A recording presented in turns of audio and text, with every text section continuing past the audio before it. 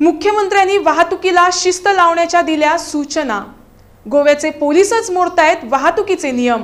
लोका सांगे वाहतूक नियम, स्वतः मात्र सोडी संयम। मांडवी पुलावर नियम तोडून पोलीस वाहनाने केला ओव्हरटेक। जनतेला शिस्त लावणाऱ्या पोलिसांना कोण शिस्त लावणार? मुख्यमंत्री मनोहर पर्रीकर यांना गोमंतकीयांचा सवाल। राज्यात सुरू असलेल्या रस्ता अपघातांच्या मालिका रोखण्यासाठी मुख्यमंत्री मनोहर पर्रीकर यांनी वाहतूक पोलिसांना कानपिचक्या देऊन केवळ 24 तास उलटले नाही, तोच पोलिसांचेच वाहनं वाहतुकीचे नियम पायदळी तोडून वाहनं चालवत असल्याचं इन गोवाच्या कॅमेऱ्यात कैद झालंय।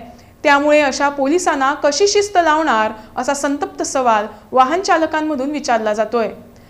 रस्ते अपघात रोखण्यासाठी वाहतुकीचे नियम तोडणाऱ्यांवर कडक कारवाई करण्याच्या सूचना मुख्यमंत्र्यांनी वाहतूक खात्याला दिलेत।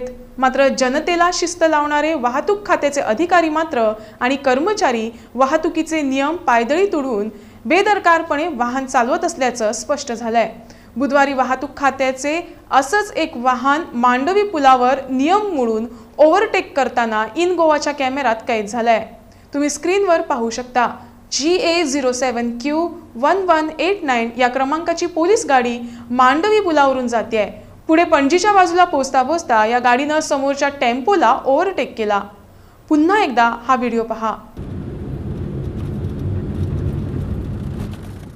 या पुलावर केवळ ताशी 40 किलोमीटर वेगानं वाहन चालवण्याचं बंधन आहे।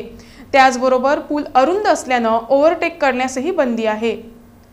त्यासाठी पिवळा पट्टा ओढलेला आहे। मात्र तरी देखील पोलिसांच्या या वाहनानं नियम पायदळी तोडून ओव्हरटेक केला।